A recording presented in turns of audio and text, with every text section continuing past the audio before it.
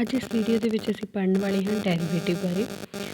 Derivative ਦੀ mathematical definition ਤੋਂ ਪਹਿਲਾਂ ਅਸੀਂ ਇਹ ਸਮਝਦੇ ਹਾਂ ਬੱਚੇ ਕਿ ਡੈਰੀਵੇਟਿਵ ਸਾਡੇ ਕੋਲ ਹੁੰਦਾ ਕੀ ਆ, ਅਸੀਂ ਆਪਣੀ ਰੀਅਲ ਲਾਈਫ ਦੇ ਵਿੱਚ, ਪ੍ਰੈਕਟੀਕਲ ਲਾਈਫ ਦੇ ਵਿੱਚ ਇਹਦਾ ਯੂਜ਼ ਕਿੱਥੇ ਕਰਦੇ ਹਾਂ ਜਾਂ ਕਿਵੇਂ ਇਹਨੂੰ ਅਸੀਂ ਜੋੜ ਕੇ ਦੇਖ ਸਕਦੇ ਹਾਂ, ਕਨੈਕਟ ਕਰਕੇ ਦੇਖ ਸਕਦੇ ਹਾਂ ਸਾਡੀ ਲਾਈਫ ਨਾਲ। ਦੇਖੋ, ਜਦੋਂ ਵਿੱਚ ਅਸੀਂ ਡੈਰੀਵੇਟਿਵ ਦੀ ਗੱਲ ਕਰਦੇ ਹਾਂ ਤਾਂ ਇਸ ਦਾ ਮਤਲਬ ਹੁੰਦਾ rate of change. Rate of change ਮਤਲਬ ਕਿਸੇ ਚੀਜ਼ ਦੇ ਵਿੱਚ ਆਉਣ ਵਾਲਾ ਚੇਂਜ। ਕਿਸੇ ਚੀਜ਼ 'ਚ ਹੁਣ ਚੇਂਜ ਕਦੋਂ ਆਉਂਦਾ? ਜਦੋਂ ਬੱਚੇ ਕੋਈ ਹੋਰ ਚੀਜ਼ ਉਹਦੇ ਨਾਲ ਜੁੜਦੀ ਹੈ ਜਾਂ ਹੋਰ ਚੀਜ਼ ਕਰਕੇ ਕਿਸੇ ਹੀ ਚੀਜ਼ 'ਚ ਵਿੱਚ ਚੇਂਜ ਆਉਂਦਾ। ਫੋਰ ਐਗਜ਼ਾਮਪਲ, ਜਿਵੇਂ ਅਸੀਂ ਮੰਨਦੇ ਹਾਂ, ਮੰਨ ਲਓ ਅੱਜ ਮੇਰੇ ਕੋਲ ਪਾਣੀ ਦਾ ਇੱਕ ਜੱਗ ਆ ਜੋ ਫੁੱਲ ਪਾਣੀ ਦੇ ਨਾਲ ਭਰਿਆ ਹੋਇਆ। ਮੈਂ ਕੀ ਕੀਤਾ, ਇਸ ਪਾਣੀ ਦੇ ਵਿੱਚੋਂ ਇੱਕ ਕੱਪ ਬਾਹਰ ਕੱਢ ਲਿਆ। ਤਾਂ ਹੁਣ ਬੱਚੇ ਜਿਹੜਾ ਵਾਟਰ ਦਾ ਕੁਆਂਟਿਟੀ ਸੀ ਜਾਂ ਜਿੰਨੀ ਵਾਟਰ ਦੀ ਇਹਦੇ ਵਿੱਚ ਜਿੰਨਾ ਪਾਣੀ ਸੀ ਉਹ ਘੱਟ ਗਿਆ। ਕਿਉਂਕਿ ਅਸੀਂ ਇਹਦੇ ਵਿੱਚੋਂ ਇੱਕ ਕੱਪ ਆ ਜਿਹੜਾ ਉਹ ਬਾਹਰ ਕੱਢ ਲਿਆ। ਤਾਂ ਹੁਣ ਇਹਦੇ ਨਾਲ ਇਹਦੀ ਕੁਆਂਟਿਟੀ ਦੇ ਵਿੱਚ ਜੋ ਚੇਂਜ ਆਇਆ ਉਹੀ ਵਿੱਚ ਸਾਡਾ ਡੈਰੀਵੇਟਿਵ ਆ। ਸਿੰਪਲੀ ਹੋਰ ਐਗਜ਼ਾਮਪਲ ਲੈਂਦੇ ਹਾਂ। ਮੰਨ ਲਓ ਤੁਸੀਂ ਕਾਲਜ ਤੋਂ ਜਾਂ ਆਪਣੇ ਸਕੂਲ ਤੋਂ ਆਪਣੇ ਘਰ ਵੱਲ ਨੂੰ ਜਾ ਰਹੇ ਹੋ, ਵਾਪਸ ਛੁੱਟੀ ਦਾ ਟਾਈਮ ਆ, ਤੁਸੀਂ ਆਪਣੇ ਘਰ ਵੱਲ ਨੂੰ ਜਾ ਰਹੇ ਹੋ। ਤਾਂ ਬੱਚੇ ਜਿਵੇਂ ਜਿਵੇਂ ਤੁਸੀਂ ਆਪਣੇ ਘਰ ਵੱਲ ਨੂੰ ਅੱਗੇ ਜਾ ਰਹੇ ਹੋ ਤਾਂ ਘਰ ਦਾ ਡਿਸਟੈਂਸ ਕੀ ਕਰਦਾ ਜਾ ਰਿਹਾ? ਚੇਂਜ ਕਰਦਾ ਜਾ ਰਿਹਾ, ਮਤਲਬ ਘਟਦਾ ਜਾ ਰਿਹਾ। ਤੁਸੀਂ ਪਹਿਲਾਂ ਕਾਲਜ ਸੀ, ਸਾਡੇ ਕੋਲ ਮੰਨ ਲਓ 200 ਮੀਟਰ ਸੀ, ਤੁਸੀਂ ਹਾਫ ਵੇ 'ਚ ਪਹੁੰਚ ਗਏ ਤਾਂ ਪਿੱਛੇ ਕੀ ਰਹਿ ਗਿਆ? 100 ਮੀਟਰ। ਫਿਰ ਐਟ ਅ ਪੁਆਇੰਟ ਇੱਥੇ ਪਹੁੰਚ ਜਾਓਗੇ। ਤਾਂ ਹੁਣ ਜਿਵੇਂ ਜਿਵੇਂ ਤੁਸੀਂ ਅੱਗੇ ਵੱਧ ਰਹੇ ਹੋ ਉਵੇਂ ਉਵੇਂ ਤੁਹਾਡਾ ਜਿਹੜਾ ਡਿਸਟੈਂਸ ਉਹ ਕੀ ਕਰ ਰਿਹਾ? ਘਟਦਾ ਜਾ ਰਿਹਾ। ਤਾਂ ਇਸ ਦਾ ਮਤਲਬ ਡਿਸਟੈਂਸ ਕੀ ਹੈ? ਚੇਂਜ ਹੋ ਰਿਹਾ। ਕਿਹਦੇ ਕਰਕੇ? ਜਿਵੇਂ ਜਿਵੇਂ ਤੁਹਾਡਾ ਟਾਈਮ ਇਨਕਰੀਜ਼ ਹੋ ਰਿਹਾ, ਜਿਵੇਂ ਜਿਵੇਂ ਤੁਹਾਡੀ ਸਪੀਡ ਇਨਕਰੀਜ਼ ਹੋ ਰਹੀ ਹੈ ਤਾਂ ਡਿਸਟੈਂਸ ਕੀ ਕਰਦਾ ਜਾ ਰਿਹਾ? ਘਟਦਾ ਜਾ ਰਿਹਾ। ਇਸ ਦਾ ਮਤਲਬ ਡਿਸਟੈਂਸ ਕਿਤੇ ਡਿਪੈਂਡ ਕਰ ਗਿਆ? ਤੁਹਾਡੀ ਸਪੀਡ 'ਤੇ ਅਤੇ ਕਿੰਨਾ ਟਾਈਮ ਤੁਸੀਂ ਉੱਥੇ ਜਾਣ ਲਈ ਲੈ ਰਹੇ ਹੋ, ਇਸ ਚੀਜ਼ 'ਤੇ ਡਿਪੈਂਡ ਕਰ ਗਿਆ। ਸੋ ਬੱਚੇ ਇਹੀ ਹੈ ਡੈਰੀਵੇਟਿਵ। ਡੈਰੀਵੇਟਿਵ ਕੀ ਕਹਿੰਦਾ? ਕਿਸੇ ਚੀਜ਼ ਦੇ ਵਿੱਚ ਕਿੰਨਾ ਚੇਂਜ ਆ ਰਿਹਾ, ਕਿਹਦੇ ਕਰਕੇ? ਕਿਸੇ ਚੀਜ਼, ਹੋਰ ਚੀਜ਼ ਕਰਕੇ ਜੋ ਵੀ ਚੇਂਜ ਆ ਰਿਹਾ ਉਹਦੇ ਵਿੱਚ, ਉਹਨੂੰ ਬੋਲਿਆ ਜਾਂਦਾ ਡੈਰੀਵੇਟਿਵਸ। ਹੁਣ ਮੈਥਾਮੈਟੀਕਲ ਡੈਫੀਨੇਸ਼ਨ ਕੀ ਹੈ ਡੈਰੀਵੇਟਿਵ ਦੀ? ਕਹਿੰਦੇ derivative is a study of change that occur in a one quantity due to the change in the other quantity on which it depend. ਕਹਿੰਦੇ ਮੈਥਾਮੈਟੀਕਲ ਵੀ ਸਾਡੇ ਕੋਲ ਡੈਰੀਵੇਟਿਵ ਆ, ਇੱਕ ਸਟੱਡੀ ਆ ਕਿਸ ਚੀਜ਼ ਦੀ? Rate of change the study, ਜਿਹੜੀ ਕਿਸੇ ਵੇਰੀਏਬਲ ਦੇ ਵਿੱਚ ਆਉਂਦੀ ਆ ਕਿਸੇ ਦੂਸਰੇ ਵੇਰੀਏਬਲ ਦੇ ਕਰਕੇ। ਹੁਣ ਮੰਨ ਲਓ ਬੱਚੇ ਸਾਨੂੰ y = ਦਿੱਤਾ ਹੋਇਆ x ਦੀ ਸਕੁਏਅਰ। ਹੁਣ ਦੇਖੋ y ਕੀ ਕਰ ਗਿਆ? x 'ਤੇ ਡਿਪੈਂਡ ਕਰ ਗਿਆ। ਜਿਵੇਂ ਜਿਵੇਂ x ਦੀ ਵੈਲਿਊ ਤੁਸੀਂ ਇਨਕਰੀਜ਼ ਕਰੋਗੇ ਜਾਂ ਡਿਕਰੀਜ਼ ਕਰੋਗੇ y ਦੀ ਵੈਲਿਊ ਵੀ ਇਫੈਕਚੁਏਟ ਕਰੇਗੀ, ਕਦੇ ਵਧੇਗੀ ਜਾਂ ਘਟੇਗੀ। ਜਿਵੇਂ x ਨੂੰ ਇਨਕਰੀਜ਼ ਕੀਤਾ y ਵੀ ਇਨਕਰੀਜ਼ ਹੋਏਗਾ, ਜੇ x ਨੂੰ ਡਿਕਰੀਜ਼ ਕਰੋਗੇ y ਵੀ ਡਿਕਰੀਜ਼ ਹੋ ਜਾਊਗਾ। ਸੋ x ਕੀ ਹੋ ਗਿਆ ਇੱਥੇ? x ਦੀ ਵੈਲਿਊ ਤਾਂ ਫਰੀ ਆ, ਇੰਡੀਪੈਂਡੈਂਟ ਵੇਰੀਏਬਲ। y ਦੀ ਵੈਲਿਊ x ਦੀ ਵੈਲਿਊ 'ਤੇ ਡਿਪੈਂਡ ਕਰ ਰਹੀ ਹੈ, ਸੋ ਇਹ ਕੀ ਹੋ ਗਿਆ? Dependent variable. ਹੁਣ ਅਸੀਂ ਕਹਿ ਰਹੇ ਹਾਂ, ਕਹਿੰਦੇ ਜਦੋਂ ਕਿਸੇ ਇੰਡੀਪੈਂਡੈਂਟ ਵੇਰੀਏਬਲ ਦੇ ਵਿੱਚ ਜੋ ਚੇਂਜ ਆਇਆ ਉਹਦੇ ਕਰਕੇ ਜੋ ਡਿਪੈਂਡੈਂਟ ਵੇਰੀਏਬਲ ਦੇ ਵਿੱਚ ਚੇਂਜ ਆਏਗਾ, ਇਸੇ ਦੀ ਸਟੱਡੀ ਨੂੰ ਅਸੀਂ ਕੀ ਬੋਲਦੇ ਹਾਂ? ਡੈਰੀਵੇਟਿਵ ਬੋਲਦੇ ਹਾਂ ਜਾਂ ਡਿਫਰੈਂਸ਼ੀਏਸ਼ਨ ਬੋਲਦੇ ਹਾਂ। ਹੁਣ ਬੱਚੇ ਇਹ ਤੋਂ ਬਾਅਦ ਮੈਥਾਮੈਟੀਕਲ ਨੋਟੇਸ਼ਨਸ ਕੀ ਨੇ? ਹੁਣ ਜਦੋਂ ਅਸੀਂ ਚੇਂਜ ਦੀ ਗੱਲ ਕਰਦੇ ਹਾਂ ਤਾਂ ਚੇਂਜ ਤਾਂ ਬੱਚੇ ਬਹੁਤ ਸਮਾਲ ਵੇ 'ਤੇ ਆ। ਜੇ ਮੰਨ ਲਓ ਅਸੀਂ ਗ੍ਰਾਫ ਪੜ੍ਹਨਾ ਚਾਹੀਏ ਤਾਂ ਇੱਕ ਪੁਆਇੰਟ x0 ਆ, ਮੰਨ ਲਓ ਉਰੇ ਕੋਈ x1 ਪੁਆਇੰਟ ਆ, ਤਾਂ ਹੁਣ ਇਹਦੇ ਵਿੱਚ ਜਿਹੜਾ ਵੀ ਇਹ ਚੇਂਜ ਹੋਏਗਾ ਬਹੁਤ ਛੋਟੇ ਪੁਆਇੰਟਸ ਇਹਦੇ ਵਿੱਚ ਨੇ। ਤਾਂ ਜਿਹੜੇ ਉਹ ਛੋਟੇ ਪੁਆਇੰਟਸ ਹੋਣਗੇ ਜਾਂ ਛੋਟੀਆਂ ਵੈਲਿਊਜ਼ ਨੇ ਜਿਨ੍ਹਾਂ ਦੇ ਅਕੋਰਡਿੰਗ ਚੇਂਜ ਹੋ ਰਿਹਾ, ਉਹਨਾਂ ਨੂੰ ਅਸੀਂ ਡੈਲ ਦੇ ਨਾਲ ਸ਼ੋ ਕਰਦੇ ਹਾਂ, ਡੈਲ ਆਫ x। ਜਾਂ ਬੱਚੇ ਇਸ ਨੂੰ ਕਈ ਵਾਰੀ ਇਸ ਤਰ੍ਹਾਂ ਪਾ ਦਿੰਦੇ ਨੇ, ਕਈ ਬੁੱਕਸ 'ਚ ਤੁਹਾਨੂੰ ਇਸ ਤਰ੍ਹਾਂ ਵੀ ਡੈਲ ਆਫ x ਲਿਖਿਆ ਦਿਖਾਈ ਦੇਗਾ।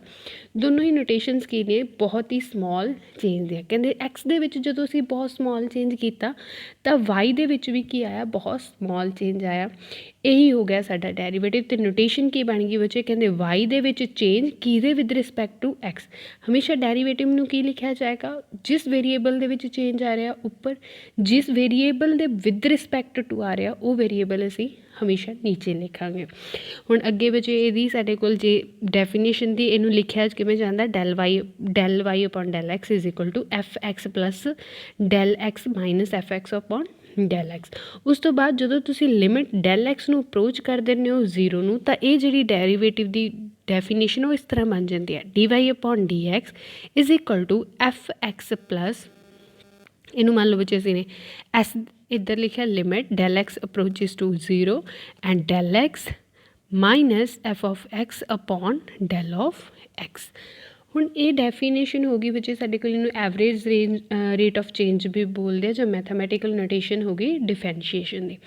ਬਟ ਜਦੋਂ ਅਸੀਂ ਇਹਨੂੰ ਸੋਲਵ ਕਰਨੇ, ਇਹਦੀ ਐਗਜ਼ਾਮਪਲ ਸੋਲਵ ਕਰਦੇ ਹਾਂ, ਤਾਂ ਅਸੀਂ ਇਸ ਡੈਫੀਨੇਸ਼ਨ ਦੇ ਅਕੋਰਡਿੰਗ ਬੱਚੇ, ਜੇ ਅਸੀਂ ਇਸ ਡੈਫੀਨੇਸ਼ਨ ਦੇ ਅਕੋਰਡਿੰਗ ਕਰਾਂਗੇ ਤਾਂ ਉਹ ਸਾਡੇ ਕੋਲ ਅਲੱਗ ਤੋਂ ਮੈਥਡ ਹੋ ਜਾਂਦਾ, ਏ ਬੀ ਇਨੀਸ਼ੀਓ ਮੈਥਡ। ਬਟ ਅਸੀਂ ਜਦੋਂ ਸੋਲਵ ਕਰਨੀਆਂ ਨੇ ਇਸ ਵੀਡੀਓ ਦੇ ਵਿੱਚ ਜੋ ਐਗਜ਼ਾਮਪਲ, ਉਹ ਸਿੱਧੀਆਂ ਬਾਏ ਫਾਰਮੂਲਾ ਮੈਥਡ ਕਰਾਂਗੇ, ਅਸੀਂ ਇਸ ਮੈਥਡ ਦਾ ਯੂਜ਼ ਨਹੀਂ ਕਰਾਂਗੇ। ਬਟ ਨੈਕਸਟ ਵੀਡੀਓ ਦੇ ਵਿੱਚ ਆਪਾਂ ਇਹਨੂੰ ਡਿਸਕਸ ਕਰ ਲਾਂਗੇ। ਹੁਣ ਅੱਗੇ ਹੈਗਾ ਡੈਰੀਵੇਟਿਵ ਦੀਆਂ ਨੋਟੇਸ਼ਨ। ਬੱਚੇ ਹੁਣ ਡੈਰੀਵੇਟਿਵ ਨੂੰ ਰਿਪਰੈਜ਼ੈਂਟ ਕਿਵੇਂ ਕੀਤਾ ਜਾਂਦਾ, ਜਾਂ ਡੈਰੀਵੇਟਿਵ ਨੂੰ ਲਿਖਿਆ ਕਿਵੇਂ ਜਾਂਦਾ। ਹੁਣ ਅਸੀਂ ਕਿਹਾ, ਕਹਿੰਦੇ ਡੈਰੀਵੇਟਿਵ ਦੇ ਵਿੱਚ ਅਸੀਂ ਕੀ ਕਰਦੇ ਹਾਂ, ਕਹਿੰਦੇ ਰੇਟ ਆਫ ਚੇਂਜ ਦਿਖਾਉਂਦੇ ਹਾਂ। ਕਿਸ ਦਾ? ਦੋ ਵੇਰੀਏਬਲ ਦਾ। ਕਿਹੜੇ ਵੇਰੀਏਬਲ ਦਾ? ਜਿਸ ਵੇਰੀਏਬਲ ਦਾ ਵਿੱਚ ਅਸੀਂ ਚੇਂਜ ਦਿਖਾਉਣਾ ਹੁੰਦਾ ਉਹ ਵੇਰੀਏਬਲ ਉੱਪਰ ਲਿਖਿਆ ਜਾਏਗਾ। ਜਿਸ ਵੇਰੀਏਬਲ ਦੇ ਵਿਦ ਰਿਸਪੈਕਟ ਟੂ ਉਹਦਾ ਚੇਂਜ ਦਿਖਾ ਰਹੇ ਹਾਂ ਉਹਨੂੰ ਅਸੀਂ ਹਮੇਸ਼ਾ ਨੀਚੇ ਲਿਖਾਂਗੇ। dy/dx, ਇਸ ਦਾ ਮਤਲਬ y ਦੇ ਵਿੱਚ ਚੇਂਜ ਆ ਰਿਹਾ ਵਿਦ ਰਿਸਪੈਕਟ ਟੂ x, ਉਹਦੀ ਸਟੱਡੀ ਕਰ ਰਿਹਾ ਤਾਂ ਫਸਟ ਆਰਡਰ ਡੈਰੀਵੇਟਿਵ ਹੋ ਗਿਆ। ਇਹਨੂੰ ਬੱਚੇ ਜੇਕਰ ਫੰਕਸ਼ਨ ਦੀ ਫਾਰਮ 'ਚ ਆ ਤਾਂ f'(x) ਲਿਖ ਦਿੰਦੇ ਆ। ਕਈ ਵਾਰੀ ਇਹਨੂੰ d/dx ਬਾਹਰ ਲਿਖ ਦਿੰਦੇ ਆ ਅਤੇ f(x) ਬ੍ਰੈਕਟ 'ਚ ਲਿਖ ਦਿੰਦੇ ਆ। ਕਈ ਵਾਰੀ d/dx ਬਾਹਰ ਲਿਖ ਦਿੰਦੇ ਆ, y ਨੂੰ ਕੀ ਲਿਖ ਦਿੰਦੇ ਆ, ਬ੍ਰੈਕਟ 'ਚ ਲਿਖ ਦਿੰਦੇ ਆ। ਇਹ ਸਾਰੀਆਂ ਨੋਟੇਸ਼ਨ ਸਾਡੇ ਕੋਲ ਡੈਰੀਵੇਟਿਵ ਦੀਆਂ ਨੇ। ਹੁਣ ਬੱਚੇ ਅਸੀਂ ਮੈਂ ਇੱਕ ਪ੍ਰੈਕਟੀਕਲ ਐਗਜ਼ਾਮਪਲ ਦਿੱਤੀ ਸੀ, ਕਹਿੰਦੇ ਇੱਕ ਪਾਣੀ ਦਾ ਜੱਗ ਆ, ਉਹਦੇ ਵਿੱਚੋਂ ਮੈਂ 1 ਕੱਪ ਬਾਹਰ ਕੱਢ ਲਿਆ ਤਾਂ ਉਹਦੇ ਵਿੱਚ ਪਹਿਲੀ ਵਾਰ ਚੇਂਜ ਆਇਆ। ਜੇ ਬੱਚੇ ਮੈਂ ਇਹੀ ਪ੍ਰੋਸੈਸ ਦੁਬਾਰਾ ਕਰੂੰ ਤਾਂ ਇੱਕ ਵਾਰੀ ਫੇਰ ਚੇਂਜ ਆਊ। ਜੇ ਤੀਜੀ ਵਾਰੀ ਪਾਣੀ ਦਾ ਕੱਪ ਬਾਹਰ ਕੱਢੂੰ ਤਾਂ ਫੇਰ ਚੇਂਜ ਆਊ। ਜਦੋਂ ਚੌਥਾ ਪਾਣੀ ਦਾ ਕੱਪ ਬਾਹਰ ਕੱਢੂੰ ਫੇਰ ਚੇਂਜ ਆਊ। ਇਸ ਦਾ ਮਤਲਬ ਡੈਰੀਵੇਟਿਵ ਕਿਆ ਬਾਰ-ਬਾਰ ਵੀ ਰੇਟ ਆਫ ਚੇਂਜ ਦਾ ਹੋ ਸਕਦਾ, ਚੇਂਜ ਹੋ ਸਕਦੀ ਆ।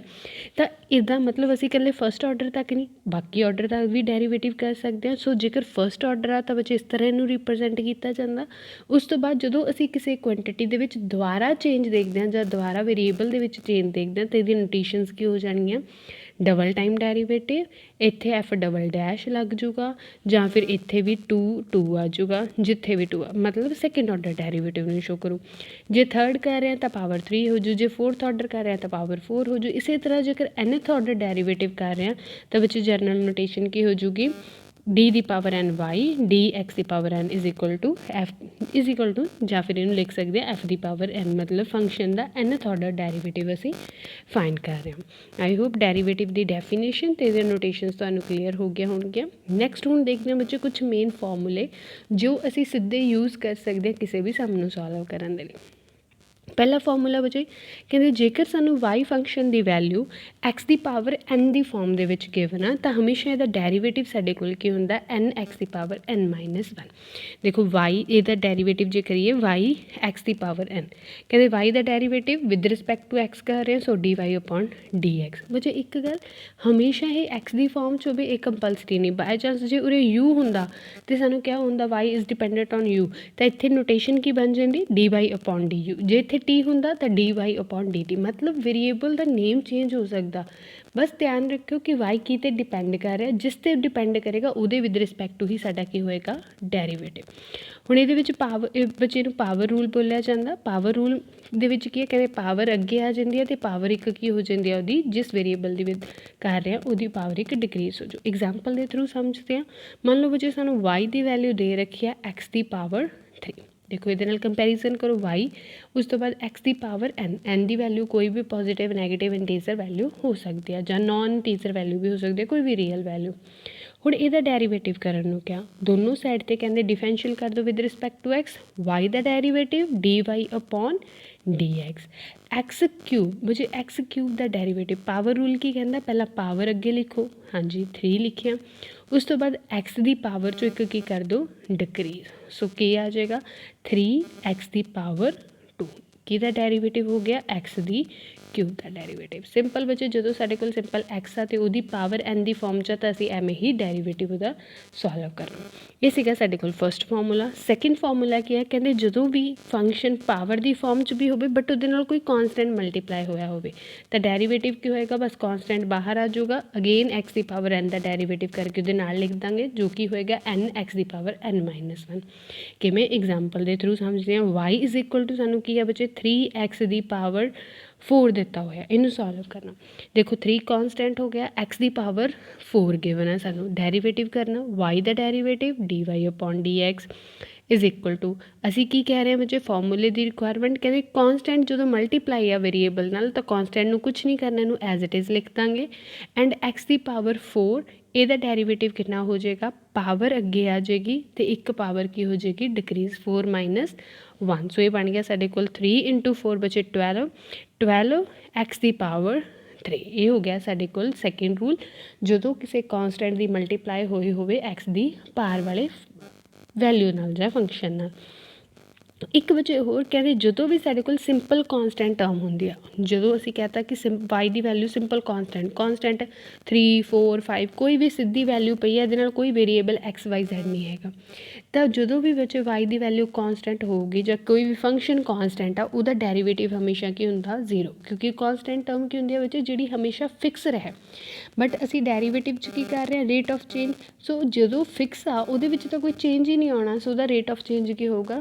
0 ਹੋਊਗਾ ਤਾਂ ਕਰਕੇ ਕੌਂਸਟੈਂਟ ਟਰਮ ਦਾ ਡੈਰੀਵੇਟਿਵ ਕੀ ਹੁੰਦਾ ਹਮੇਸ਼ਾ 0 ਹੁੰਦਾ ਅੱਗੇ ਜੇ ਇੱਥੇ ਵਿੱਚ y is equal to a ਦਿੱਤਾ ਹੋਇਆ ਅਤੇ ਪਿੱਛੇ a ਲਿਖਿਆ ਹੋਇਆ a is a constant then ਇਹਦਾ ਵੀ ਡੈਰੀਵੇਟਿਵ ਕੀ ਆਊਗਾ 0 ਸੋ ਜੋ ਵੀ ਕੌਂਸਟੈਂਟ ਉਹਦਾ ਡੈਰੀਵੇਟਿਵ ਹਮੇਸ਼ਾ ਕੀ ਰਹਿੰਦਾ 0 ਅੱਗੇ ਥਰਡ ਫਾਰਮੂਲਾ ਦੇਖਦੇ ਹਾਂ if y is equal to x ਦੀ ਪਾਵਰ 1 ਅਪੋਨ x ਦੀ ਪਾਵਰ n ਹੁਣ ਜਦੋਂ ਇਹੀ ਫੰਕਸ਼ਨ ਬੱਚੇ ਪਾਵਰ ਫੰਕਸ਼ਨ ਸਾਨੂੰ ਅਪੋਨ ਦੀ ਫਾਰਮ 'ਚ ਹੋਵੇ 1 ਅਪੋਨ x ਦੀ ਪਾਵਰ n ਤਾਂ ਪਹਿਲਾ ਸਟੈਪ ਆ ਵਜੇ ਤੁਸੀਂ ਇਹਨੂੰ ਕੀ ਲਿਖ ਸਕਦੇ ਹੋ x ਦੀ ਪਾਵਰ ਨੈਗੇਟਿਵ n ਕਿਉਂਕਿ 1 ਅਪੋਨ x ਹਮੇਸ਼ਾ ਕਿਹਦੇ ਇਕੁਅਲ ਹੁੰਦਾ x ਦੀ ਪਾਵਰ -1 ਦੇ ਇਕੁਅਲ ਹੁੰਦਾ ਸੋ ਇੱਥੇ ਵੀ ਆਪਣੇ ਕੋਲ ਕੀ ਸੀ x ਦੀ ਪਾਵਰ n ਤਾਂ ਇਹ ਕਿਹਦੇ ਇਕੁਅਲ ਹੋਊਗਾ x ਦੀ ਪਾਵਰ -n ਦੇ ਇਕੁਅਲ ਹੋਊਗਾ ਉਸ ਤੋਂ ਬਾਅਦ ਜਦੋਂ ਬੱਚੇ ਇਹ ਹੋ ਗਿਆ ਤਾਂ ਅਗੇਨ ਦੇਖੋ ਅਸੀਂ ਪਾਵਰ ਰੂਲ ਅਪਲਾਈ ਕਰ ਸਕਦੇ ਹਾਂ ਕਹਿੰਦੇ y ਦੀ ਵੈਲਿਊ x ਦੀ ਪਾਵਰ -n ਦੇ ਇਕੁਅਲ ਆ ਤਾਂ -n ਅੱਗੇ ਆ ਜਾਏਗਾ ਪਾਵਰ ਇੱਕ ਕੀ ਹੋ ਜਾਏਗੀ ਡਿਕਰੀਜ਼ ਹੋ ਜਾਏਗੀ ਸੋ ਇਹ ਹੋ ਗਿਆ ਫਾਰਮੂਲਾ ਬਣ ਗਿਆ ਐਗਜ਼ਾਮਪਲ ਦੇਖ ਲੈਣਾ ਕਹਿੰਦੇ y ਦੀ ਵੈਲਿਊ ਦਿੱਤੀ ਹੋਈ ਆ 1 ਅਪੋਨ x ਦੀ ਪਾਵਰ 3/2 ਫਾਰਮੂਲਾ ਕੀ ਕਹਿੰਦਾ ਪਹਿਲਾਂ ਇਹਨੂੰ ਲਿਖੋ ਨੈਗੇਟਿਵ ਫਾਰਮ 'ਚ x ਦੀ ਪਾਵਰ -3/2 ਮਤਲਬ x ਨੂੰ ਉੱਪਰ ਲੈ ਗਏ ਹੁਣ ਅਗੇਨ ਪਾਵਰ ਰੂਲ ਕਹਿੰਦੇ ਪਾਵਰ ਰੂਲ ਦੇ ਅਕੋਰਡਿੰਗ ਇਹਨੂੰ ਨੀਚੇ ਲਿਆਓ ਪਾਵਰ ਨੂੰ ਅੱਗੇ ਲਿਆਓ ਅਤੇ ਉਸ ਤੋਂ ਬਾਅਦ ਇਹਨੂੰ ਇੱਕ ਪਾਵਰ ਨੂੰ ਮਾਈਨਸ ਕਰ ਦਿਓ ਹਾਂਜੀ y ਦੀ ਵੈਲਿਊ ਆ ਗਈ ਸੀ ਬੱਚੇ x ਦੀ ਪਾਵਰ -3/2 ਹੁਣ ਪਾਵਰ ਅੱਗੇ ਲੈ ਕੇ ਆਵਾਂਗੇ -3/2 x ਦੀ ਪਾਵਰ -3/2 -1 ਜੇ ਸੋਲਵ ਹੋ ਗਿਆ ਬੱਚੇ x ਦੀ ਪਾਵਰ ਕਿੰਨਾ ਬਚ ਗਿਆ -5/2 ਇਹ ਆ ਜਾਏਗਾ ਸਾਡਾ ਡੈਰੀਵੇਟਿਵ ਅੱਗੇ ਇਹਨੂੰ ਨੀਚੇ ਕਰਕੇ ਲਿਖ ਸਕਦੇ ਹੋ ਪਾਵਰ ਕੀ ਹੋ ਜਾਏਗੀ ਪੋਜ਼ੀਟਿਵ ਸੋ ਇੱਥੇ ਕਰੈਕਸ਼ਨ ਕਰ ਲਿਓ ਬੱਚੇ ਇੱਥੇ ਆਏਗਾ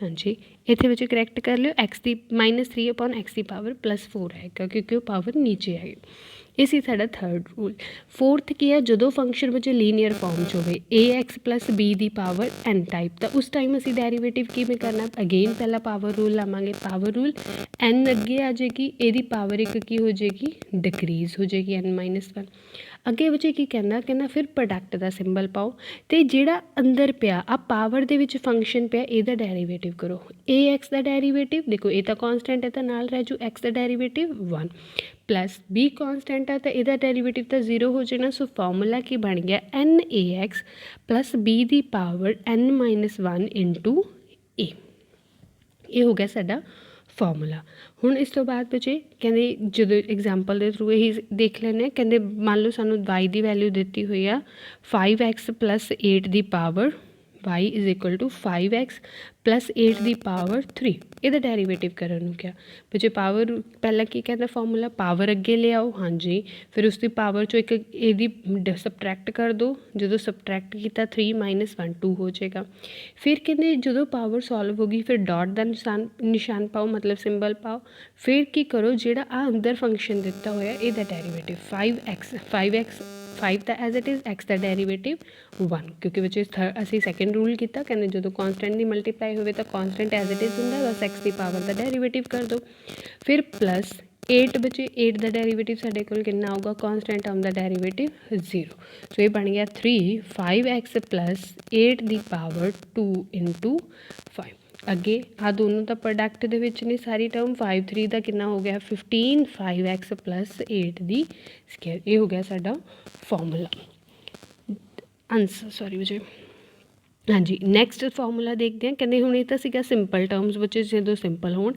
ਅੱਗੇ ਆ ਗਿਆ ਜੇਕਰ ਸਾਨੂੰ ਟਰਮਸ ਲੌਗ ਦੀ ਫਾਰਮ ਦੇ ਵਿੱਚ ਹੋਣ ਜਾਂ ਐਕਸਪੋਨੈਂਸ਼ੀਅਲ ਦੀ ਫਾਰਮ ਦੇ ਵਿੱਚ ਹੋਣ। ਹੁਣ ਲੌਗ ਵਿੱਚ ਦੋ ਤਰੀਕੇ ਨਾਲ ਆ ਸਕਦਾ। ਇੱਕ ਤਾਂ ਸਾਡੇ ਕੋਲ ਕੋਈ ਬੇਸ ਵੈਲਿਊ ਦੇ ਨਾਲ ਆਏਗਾ, ਇੱਕ ਹੋਏਗਾ ਸਿੰਪਲ ਲੌਗ ਜਿੱਥੇ ਕੋਈ ਬੇਸ ਵੈਲਿਊ ਸਾਨੂੰ ਗਿਵਨ ਨਹੀਂ ਹੋਏਗੀ, ਜਾਂ ਫਿਰ ਜੇ ਬੇਸ ਵੈਲਿਊ ਗਿਵਨ ਆ ਤਾਂ ਉਹ ਕੀ ਹੋਏਗੀ ਲੌਗ ਆਫ ਈ, ਕਿਉਂਕਿ ਵਿੱਚ ਈ ਨੂੰ ਅਸੀਂ ਕੰਸੀਡਰ ਕਰਦੇ ਹਾਂ ਸਿੰਪਲ ਲੌਗ ਦੇ ਵਿੱਚ। ਫਸਟ ਤੇ ਕਹਿੰਦੇ ਜੇਕਰ ਬਾਈ ਦੀ ਵੈਲਿਊ ਲੌਗ ਆਫ ਕੋਈ ਬੇਸ ਵੈਲਿਊ ਐਕਸ ਇਸ ਫਾਰਮ ਦੇ ਵਿੱਚ ਆ ਤਾਂ ਇਹਦਾ ਡੈਰੀਵੇਟਿਵ ਜਦੋਂ ਅਸੀਂ ਕਰਨਾ ਹੋਊਗਾ ਤਾਂ ਫਾਰਮੂਲਾ ਯੂਜ਼ ਕਰਾਂਗੇ 1, ਇਹਦਾ ਡੈਰੀਵੇਟਿਵ ਅਸੀਂ ਕਰ ਰਹੇ ਹਾਂ ਏ ਆਫ ਐਕਸ, ਤਾਂ ਇਹਦਾ ਵਿੱਚ ਡੈਰੀਵੇਟਿਵ ਹੋਏਗਾ 1/x log ਆਫ ਏ ਈ, ਹਮੇਸ਼ਾ ਹੀ ਬੱਚੇ 1/x log ਆਫ ਏ ਈ। ਹੁਣ ਇਹਦੇ ਨਾਲ ਦੀ ਐਗਜ਼ਾਮਪਲ ਵੀ ਇਹਨੂੰ ਅਪਲਾਈ ਕਿਵੇਂ ਕਰਨਾ।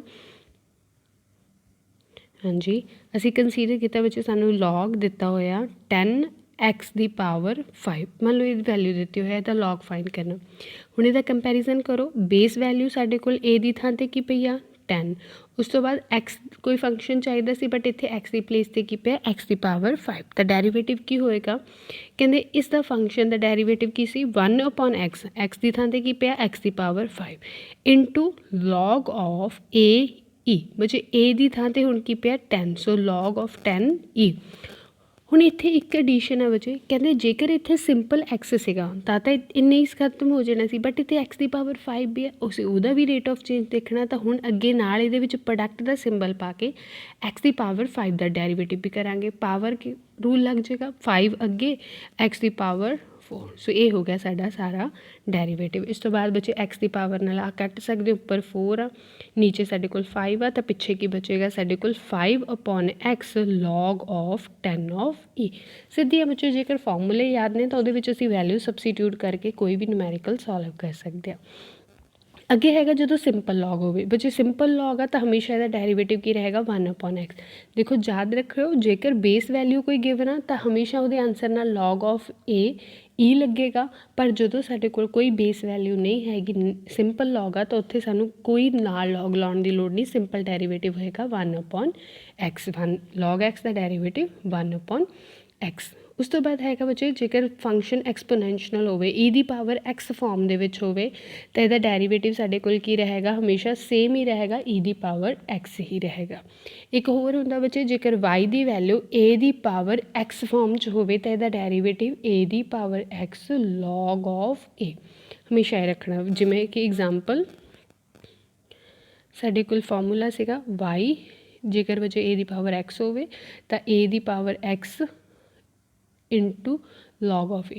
ਹੁਣ ਮੰਨ ਲਓ ਤੁਹਾਨੂੰ ਦੇ ਰੱਖਿਆ y ਇਜ਼ ਇਕੁਅਲ ਟੂ 5 ਦੀ ਪਾਵਰ x, ਇਹਦਾ ਡੈਰੀਵੇਟਿਵ ਕਰੋ ਅਤੇ ਇਹਦੇ ਨਾਲ ਕੰਪੈਰੀਜ਼ਨ ਕਰੋਗੇ, ਆਨਸਰ ਆ ਜਾਏਗਾ 5 ਦੀ power x log of 5। Simple ਬਸ ਉਹਦੇ ਵਿੱਚ ਵੈਲਿਊਜ਼ ਭਰਤੀ ਹੈ, ਏ ਦੀ ਪਲੇਸ 'ਤੇ ਕੀ ਭਰਤਾ 5 ਭਰਤਾ, ਤਾਂ ਸਾਨੂੰ ਕੀ ਮਿਲ ਜਾਏਗਾ ਡੈਰੀਵੇਟਿਵ ਆਫ ਦਿਸ ਐਕਸਪੋਨੈਂਸ਼ੀਅਲ ਫੰਕਸ਼ਨ। ਇਹ ਸੀਗੇ ਬੱਚੇ ਕੁਛ ਬੇਸਿਕ ਫਾਰਮੂਲੇ। ਹੁਣ ਇਹਦੇ ਵਿੱਚ ਟਿਗਨੋਮੈਂਟਰੀ ਦੇ ਫਾਰਮੂਲੇ ਅਸੀਂ ਡਿਸਕਸ ਨਹੀਂ ਕੀਤੇ, ਨੈਕਸਟ ਵੀਡੀਓ ਦੇ ਵਿੱਚ ਆਪਾਂ ਡਿਸਕਸ ਕਰ ਲਾਂਗੇ ਟਿਗਨੋਮੈਂਟਰੀ ਦੇ ਫਾਰਮੂਲਾਸ। ਹੁਣ ਆ ਜਾਓ ਬੱਚੇ ਕੁਛ ਰੂਲਸ। ਕਹਿੰਦੇ ਜਦੋਂ ਅਸੀਂ ਪਹਿਲਾਂ ਕੀ ਕੀਤਾ ਡੈਰੀਵੇਟਿਵ ਸਮਝਿਆ ਕਿ ਰੇਟ ਆਫ ਚੇਂਜ ਹੁੰਦਾ ਕਿਸੇ ਵੇਰੀਏਬਲ ਦੇ ਵਿੱਚ, ਕਿਸੇ ਵੇਰੀਏਬਲ ਦੇ ਵਿਦ ਰਿਸਪੈਕਟ ਟੂ, ਫਿਰ ਅਸੀਂ ਉਹਨਾਂ ਨੂੰ ਸੋਲਵ ਕਰਨ ਦੇ ਵਿੱਚ ਅਸੀਂ ਕਿਹਾ ਦੋ ਮੈਥਡ ਹੋਣਗੇ, ਇੱਕ ਤਾਂ ਬਾਈ ਡੈਫੀਨੇਸ਼ਨ ਜਿਹਨੂੰ ਏ ਬੀ ਇਨੀਸ਼ੀਓ ਮੈਥਡ ਵੀ ਬੋਲਦੇ ਹਾਂ, ਜਿਹਨੂੰ ਅਸੀਂ ਡੈਲਟਾ ਦੇ ਨਾਲ ਸ਼ੋਅ ਕਰਨਾ, ਡੈਲਟਾ ਦੇ ਨਾਲ ਸੋਲਵ ਕਰਨਾ, ਬਟ ਅਸੀਂ ਉਹ ਮੈਥਡ ਨੂੰ ਅਜੇ ਇਗਨੋਰ ਕਰ ਰਹੇ ਹਾਂ। ਅਸੀਂ ਕੀ ਕਰ ਰਹੇ ਹਾਂ ਸੈਕਿੰਡ ਮੈਥਡ ਯੂਜ਼ ਕਰ ਰਹੇ ਹਾਂ ਜਿਹਦੇ ਵਿੱਚ ਅਸੀਂ ਫਾਰਮੂਲਾ ਬੇਸ ਕੁਐਸਚਨਸ ਕਰਾਂਗੇ। ਫਿਰ ਅਸੀਂ ਇਹਦੇ ਵਿੱਚ ਕੁਝ ਫਾਰਮੂਲੇ ਡਿਸਕਸ ਕੀਤੇ ਆ ਕਿ ਐਕਸ ਦਾ ਡੈਰੀਵੇਟਿਵ 1 ਹੁੰਦਾ, ਜੇਕਰ ਐਕਸ ਦੀ ਪਾਵਰ n ਹੋਵੇ ਤਾਂ ਪਾਵਰ ਰੂਲ ਲੱਗ ਜਾਂਦਾ, ਈ ਐਕਸਪੋਨੈਂਸ਼ੀਅਲ ਹੋਵੇ ਤਾਂ ਸੇਮ ਰਹਿ ਜਾਂਦਾ, ਜੇਕਰ ਏ ਦੀ ਪਾਵਰ ਐਕਸ ਹੋਵੇ ਤਾਂ ਏ ਦੀ power x log of a derivative ਹੁੰਦਾ। ਮਤਲਬ ਨੀਅਰ ਅਬਾਊਟ 10 ਫਾਰਮੂਲੇ ਨੇ ਜੋ ਅਸੀਂ ਯਾਦ ਕਰਨੇ ਨੇ।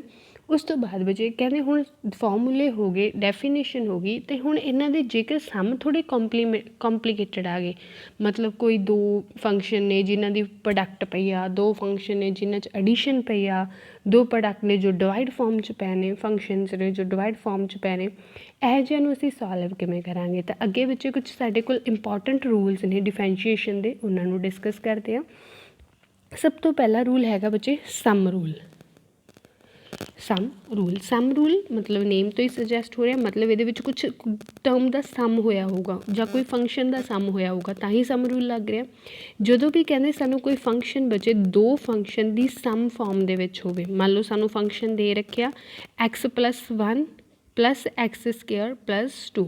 ਹੁਣ ਦੇਖੋ ਆ ਇੱਕ ਅਲੱਗ ਤੋਂ ਟਰਮ ਆ ਇੱਕ ਅਲੱਗ ਤੋਂ ਟਰਮ ਆ, ਇਹਨਾਂ ਦੋਹਾਂ ਦੇ ਵਿੱਚ ਸੈਂਟਰ 'ਚ ਸਿੰਬਲ ਕਾਹਦਾ ਆ ਰਿਹਾ ਪਲੱਸ ਦਾ। ਤਾਂ ਇਹ ਕੀ ਹੋ ਗਿਆ ਸਾਡੇ ਕੋਲ ਸਮ। ਇੱਥੇ ਅਸੀਂ ਕਿਹੜਾ ਅਪਲਾਈ ਕਰਾਂਗੇ ਸਮ ਰੂਲ, ਕਿਉਂਕਿ ਦੋ ਫੰਕਸ਼ਨ ਕਿਹਦੀ ਫਾਰਮ 'ਚ ਪਏ ਨੇ ਸਮ ਦੀ ਫਾਰਮ 'ਚ ਪਏ ਨੇ। ਜਦੋਂ ਵੀ ਕਹਿੰਦੇ ਵਿੱਚ ਇਸ ਤਰ੍ਹਾਂ ਦਾ ਹੋਏਗਾ ਤਾਂ ਇਹਦਾ ਡੈਰੀਵੇਟਿਵ ਅਸੀਂ ਕਰਨਾ ਹੋਏਗਾ, ਤਾਂ ਡੈਰੀਵੇਟਿਵ ਕਿਹਦੇ ਇਕੁਅਲ ਹੋਏਗਾ dy upon dx is equal to du upon dx plus dv upon dx। ਹੁਣ ਇੱਥੇ u ਅਤੇ b ਕੀ ਨੇ, ਕਹਿੰਦੇ ਫਸਟ ਫੰਕਸ਼ਨ ਨੂੰ ਨੇਮ ਦੇ ਲਿਆ u ਦਾ ਅਤੇ ਸੈਕਿੰਡ ਫੰਕਸ਼ਨ ਨੂੰ ਨੇਮ ਦੇ ਲਿਆ b ਦਾ।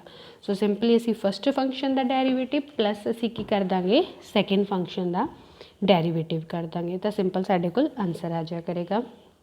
ਸੋਲਵ ਕਰਕੇ ਦੇਖ ਲੈਣਾ ਬੱਚੇ ਕਿ ਇਹਨੂੰ ਅਸਲ 'ਚ ਇਹਦੀ ਜਿਹੜੀ ਐਗਜ਼ਾਮਪਲ ਆ ਉਹ ਕਿਵੇਂ ਸੋਲਵ ਹੋਊਗੀ। ਹਾਂਜੀ, ਮੰਨ ਲਓ ਸਾਨੂੰ ਦੇ ਰੱਖਿਆ ਬੱਚੇ y is equal to e ਦੀ power x plus x plus 1। ਦੇਖੋ ਆ ਹੋ ਗਿਆ ਸਾਡਾ ਫਸਟ ਫੰਕਸ਼ਨ, ਆ ਹੋ ਗਿਆ ਸਾਡਾ ਸੈਕਿੰਡ ਫੰਕਸ਼ਨ। ਹੁਣ ਕੀ ਕਿਹਾ ਅਸੀਂ ਨੇ, ਕਹਿੰਦੇ ਜਦੋਂ ਇਹਦਾ ਫੁੱਲ ਡੈਰੀਵੇਟਿਵ ਕਰਨਾ ਹੋਵੇ dy upon dx is equal to ਕਿਹਦੇ ਹੋਊ ਫਸਟ ਫੰਕਸ਼ਨ ਦਾ ਡੈਰੀਵੇਟਿਵ e ਦੀ ਪਾਵਰ x ਦਾ ਡੈਰੀਵੇਟਿਵ ਫਾਰਮੂਲਾ ਨੰਬਰ 8 ਇਹਦਾ ਕੀ ਆ ਜਾਏਗਾ e ਦੀ power x plus 1 plus x ਦਾ ਡੈਰੀਵੇਟਿਵ। ਫਿਰ ਬੱਚੇ ਨੂੰ ਸਿੰਪਲ ਦੇਖੋ x ਦਾ ਡੈਰੀਵੇਟਿਵ 1 ਹੁੰਦਾ, 1 ਦਾ ਕਾਂਸਟੈਂਟ ਆ, ਕਾਂਸਟੈਂਟ ਦਾ ਡੈਰੀਵੇਟਿਵ 0। ਸੋ ਇਹ ਆਂਸਰ ਕਿੰਨਾ ਆ ਗਿਆ e ਦੀ ਪਾਵਰ x ਪਲੱਸ 1। ਇਹ ਹੋ ਗਿਆ ਸਾਡਾ ਡੈਰੀਵੇਟਿਵ। ਟੋਟਲ ਦੋ ਫੰਕਸ਼ਨ ਸੀ ਸਮ ਦੀ ਫਾਰਮ 'ਚ ਦੇ ਰੱਖੇ ਸੀ, ਅਸੀਂ ਕੀ ਕੀਤਾ ਫਸਟ ਫੰਕਸ਼ਨ ਦਾ ਡੈਰੀਵੇਟਿਵ ਪਲੱਸ ਸੈਕਿੰਡ ਫੰਕਸ਼ਨ ਦਾ ਡੈਰੀਵੇਟਿਵ, ਆਂਸਰ ਆ ਜਾਏਗਾ। ਉਸ ਤੋਂ ਬਾਅਦ ਬੱਚੇ ਸੈਕਿੰਡ ਰੂਲ ਆ ਡਿਫਰੈਂਸ ਰੂਲ। ਡਿਫਰੈਂਸ ਰੂਲ ਦੇ ਵਿੱਚ ਵੀ ਸੇਮ ਆ, ਬਸ ਇਹਦੇ ਵਿੱਚ ਸੈਂਟਰ 'ਚ ਸਿੰਬਲ ਕਾਹਦਾ ਆਏਗਾ ਸਬਟਰੈਕਸ਼ਨ ਦਾ। ਅਗਲਾ ਰੂਲ ਹੈਗਾ ਬੱਚੇ ਪ੍ਰੋਡਕਟ ਰੂਲ, ਬਹੁਤ ਇੰਪੋਰਟੈਂਟ ਰੂਲ ਆ, ਮੋਸਟ ਆਫ ਦੀ ਐਗਜ਼ਾਮਪਲ ਦੇ ਵਿੱਚ ਇਹ ਯੂਜ਼ ਕੀਤਾ ਜਾਂਦਾ। ਪ੍ਰੋਡਕਟ ਰੂਲ ਕੀ ਆ ਬੱਚੇ, ਕਹਿੰਦੇ ਜਦੋਂ ਸਾਨੂੰ ਸਾਡਾ ਫੰਕਸ਼ਨ ਕਿਸੇ ਦੋ ਫੰਕਸ਼ਨ ਦੀ ਪ੍ਰੋਡਕਟ ਫਾਰਮ 'ਚ ਹੋਵੇ u ਡੋਟ b ਦੀ ਇਸ ਤਰ੍ਹਾਂ ਪ੍ਰੋਡਕਟ ਫਾਰਮ 'ਚ ਹੋਵੇ, ਤਾਂ ਇਹਦਾ ਰੂਲ ਕੀ ਸੋਲਵ ਕਰਨ ਦਾ ਬੱਚੇ ਜੀ ਸਿੰਪਲ ਅਸੀਂ ਫਲੋ 'ਚ ਯਾਦ ਰੱਖੀਏ first function as it is second the derivative plus second function as it is first the derivative. ਨਹੀਂ ਸਾਨੂੰ ਨਹੀਂ ਪਤਾ ਲੱਗਿਆ ਤਾਂ ਬੱਚੇ ਨੂੰ ਐਵੇਂ ਦੇਖ ਲੈਣਾ, ਕਹਿੰਦੇ u ਨੂੰ ਐਜ਼ ਇਟ ਇਜ਼ ਲਿਖਾਂਗੇ। ਹਾਂਜੀ, ਕਹਿੰਦੇ ਜੇ y equal to u of bm ਤਾਂ ਬੱਚੇ ਕੀ ਕਹਿੰਦਾ, ਕਹਿੰਦਾ u ਨੂੰ ਐਜ਼ ਇਟ ਇਜ਼ ਲਿਖਾਂਗੇ, ਡੈਰੀਵੇਟਿਵ ਕਿਹਦਾ ਕਰਾਂਗੇ b ਦਾ, ਮਤਲਬ ਫਸਟ ਨੂੰ ਐਜ਼ ਇਟ ਇਜ਼ ਰੱਖਿਆ ਡੈਰੀਵੇਟਿਵ ਆਫ ਸੈਕਿੰਡ ਟਰਮ ਫਿਰ ਪਲੱਸ। ਹੁਣ ਕਹਿੰਦੇ ਸੈਕਿੰਡ ਟਰਮ ਨੂੰ ਐਜ਼ ਇਟ ਇਜ਼ ਲਿਖਾਂਗੇ, ਡੈਰੀਵੇਟਿਵ ਕਰਾਂਗੇ ਕਿਹਦਾ ਸਿਰਫ ਔਰ ਸਿਰਫ ਫਸਟ ਫੰਕਸ਼ਨ ਦਾ। ਦੇਖੋ ਅਗੇਨ u ਦਾ derivative u as it is b ਦਾ derivative plus b as it is derivative of u, ਜਾਂ ਕਹਿ ਲਓ first function as it is second the derivative plus second function as it is first the derivative. ਇਹੀ ਹੈ ਬੱਚੇ ਸਾਡਾ power rule. Example ਦੇ through ਹੋਰ ਸਮਝ ਵਧੀਆ ਤਰੀਕੇ ਨਾਲ ਸਮਝ ਲੈਂਦੇ ਹਾਂ। ਕਹਿੰਦੇ y ਦੀ ਵੈਲਿਊ ਮੰਨ ਲਓ ਸਾਨੂੰ ਦਿੱਤੀ ਹੋਈ ਹੈ ਬੱਚੇ e ਦੀ power x into log of x। ਅਸੀਂ ਇਹਨੂੰ ਸੋਲਵ ਕਰਨਾ, ਦੇਖੋ ਪਹਿਲਾਂ ਕੰਪੈਰੀਜ਼ਨ ਕਰੋ ਕੀ ਪ੍ਰੋਡਕਟ ਰੂਲ ਆ, ਹਾਂਜੀ e ਦੀ ਪਾਵਰ x ਅਲੱਗ ਫੰਕਸ਼ਨ ਆ, log ਆਫ x ਅਲੱਗ ਫੰਕਸ਼ਨ ਆ, ਮਤਲਬ u ਡੋਟ b ਦੇ ਵਿੱਚ ਇਹਦੀ ਵੈਲਿਊ ਦਿੱਤੀ ਹੋਈ ਆ। ਤਾਂ ਪਾਵਰ ਰੂਲ ਕੀ ਕਹਿੰਦਾ, first function as it is e ਦੀ power x as it is second function ਦਾ ਡੈਰੀਵੇਟਿਵ log x ਦਾ ਡੈਰੀਵੇਟਿਵ ਫਾਰਮੂਲਾ ਕੀਤਾ, ਕਹਿੰਦੇ 1 upon x ਹੁੰਦਾ, ਠੀਕ ਹੈ ਜੀ। ਫਿਰ ਪਲੱਸ ਦਾ ਸਿੰਬਲ, ਫਿਰ ਕਹਿੰਦੇ second function as it is log of x as it is function first the derivative ਵਿੱਚ ਫਸਟ ਫੰਕਸ਼ਨ ਐਕਸਪੋਨੈਂਸ਼ੀਅਲ ਆ e ਦੀ ਪਾਵਰ x, ਇਹਦਾ ਡੈਰੀਵੇਟਿਵ ਕਰਾਂਗੇ e ਦੀ ਪਾਵਰ x ਹੀ ਹੋ ਜਾਏਗਾ। ਇਹ ਸੀਗਾ ਸਾਡਾ ਪ੍ਰੋਡਕਟ ਰੂਲ। ਹੁਣ ਨੈਕਸਟ ਦੇਖਦੇ ਹਾਂ ਬੱਚੇ, ਅੱਗੇ ਹੈਗਾ ਸਾਡੇ ਕੋਲ ਕੋਸ਼ੈਂਟ ਰੂਲ। ਦੋ ਰਹਿ ਗਏ ਬਸ, ਕੋਸ਼ੈਂਟ ਰੂਲ ਅਤੇ ਚੇਨ ਰੂਲ। ਕੋਸ਼ੈਂਟ ਰੂਲ ਕੀ ਆ, ਕਹਿੰਦੇ ਜੇਕਰ ਫੰਕਸ਼ਨ ਡਿਵਾਈਡ ਦੀ ਫਾਰਮ 'ਚ ਪਿਆ ਹੋਵੇ u upon b ਦੀ ਫਾਰਮ ਦੇ ਵਿੱਚ ਪਿਆ ਹੋਵੇ ਤਾਂ ਉੱਥੇ ਕੀ ਅਪਲਾਈ ਕਰਨਾ, ਇਹਦਾ ਫਾਰਮੂਲਾ ਬੱਚੇ ਨੀਚੇ ਵਾਲੇ ਫੰਕਸ਼ਨ ਦੀ ਸਕੇਅਰ ਆ ਜਾਏਗਾ, ਫਿਰ b function as it is derivative of u minus u as it is derivative of b। ਇਹਨੂੰ ਬੋਲਿਆ ਜਾਂਦਾ ਬੱਚੇ ਕੋਸ਼ੈਂਟ ਰੂਲ। ਕਹਿੰਦੇ ਜਦੋਂ ਕੋਈ ਫੰਕਸ਼ਨ ਦੋ ਫੰਕਸ਼ਨ ਦੀ ਡਿਵਾਈਡ ਫਾਰਮ 'ਚ ਹੋਵੇ ਉਹਦਾ ਅਸੀਂ ਡੈਰੀਵੇਟਿਵ ਕਰਨਾ, ਤਾਂ ਫਾਰਮੂਲਾ ਨੀਚੇ ਵਾਲੇ ਫੰਕਸ਼ਨ ਦੀ ਸਕੇਅਰ ਉੱਪਰ ਜਿਹੜਾ ਨੀਚੇ ਫੰਕਸ਼ਨ ਆ ਉਹ as it is first function ਜਾਂ u ਦੀ ਕਹਿ ਲਓ derivative minus u as it is derivative of b। Example ਦੇ ਥਰੂ ਹੋਰ ਵਧੀਆ ਤਰੀਕੇ ਨਾਲ ਸਮਝਦੇ ਹਾਂ ਬੱਚੇ। ਮੰਨ ਲਓ ਸਾਨੂੰ y ਦੀ ਵੈਲਿਊ ਦਿੱਤੀ ਹੋਈ ਆ,